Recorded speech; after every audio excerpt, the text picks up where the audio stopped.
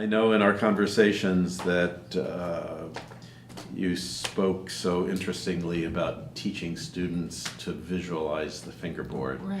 And I'm just wondering if you could, how do you accomplish that? Well, I think really from the earliest stages, I try to get my students to visualize kind of the grid of the fingerboard. Because there is no grid. Yeah, there is no actual grid, but there can be a mental grid in their minds. Yeah. And so I actually, I'm pretty insistent that they learn their positions, including sort of upper, like getting sort of nerdy about it, lower second position, upper second position, everything, so that when we talk about a passage, we can speak the same language. So that's for younger students. Sometimes even with older students, you sort of have to go back through that because Helps orient the hand. Oh, yeah. And also just enharmonically relating those positions to both sharps and flats, because sometimes kids don't make that association. Excellent. Also. So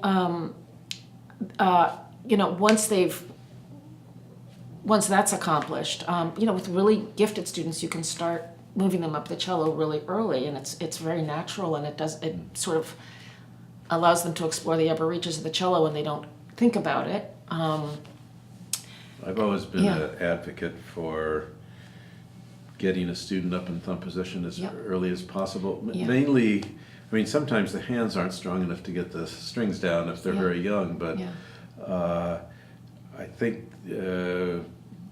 if you wait too long, it becomes kind of a psychological block, like this is hard, whereas you do it early. Yeah, absolutely. Yeah. And you can just teach them like it's nothing. Right, they don't even think about it. They don't think it's more difficult. No, I mean, you can play a simple song in first position and transpose it up an octave. Play it in thumb position. They don't even, it's fun, but it's not something that they're thinking about particularly. So how do you visualize the grid in thumb position? Do you have position numbers up there? Well, no, not really. I mean, you might use the harmonics as sort of, as sort of visual points of interest, but once they're really great teaching methods that really go, again, like sort of half-step-wise chromatically up the fingerboard. So you're teaching scales and arpeggios and double stops up there too, so that you just sort of make all those connections sort of the same way that you would in first position. I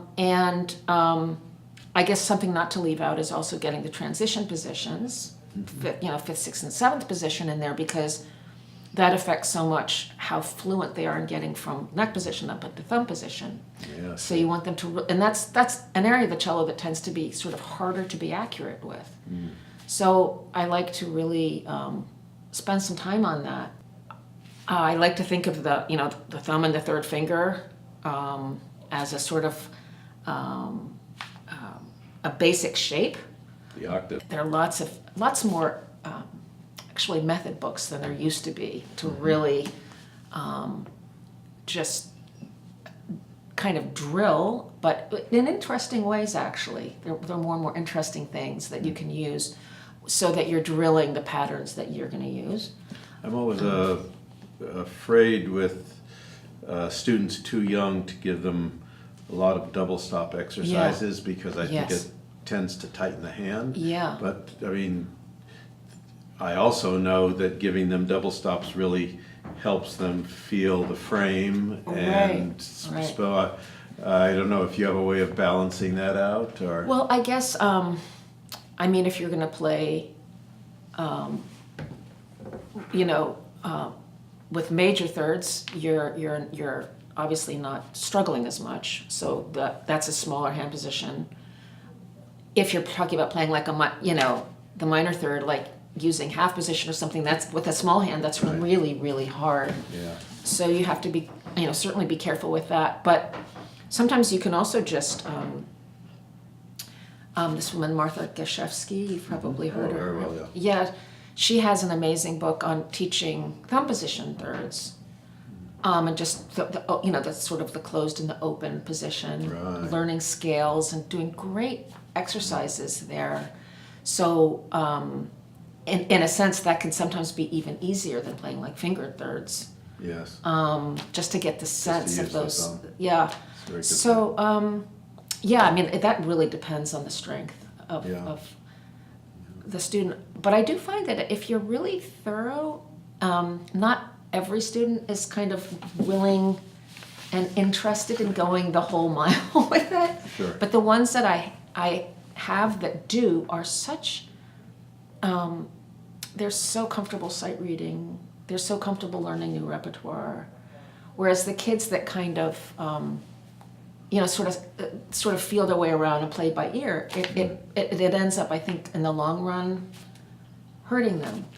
Well, you can know your positions and play by ear. Yeah, no, absolutely. No, exactly. Right, yeah. And it's then you've got a double, Right. Yeah, that's the goal. Yeah. And I guess the only other thing to add is just encouraging students to see sort of like groups of notes and positions when you're learning a passage, and then really seeing where the position changes and being able to practice that way so that you're practicing the groups.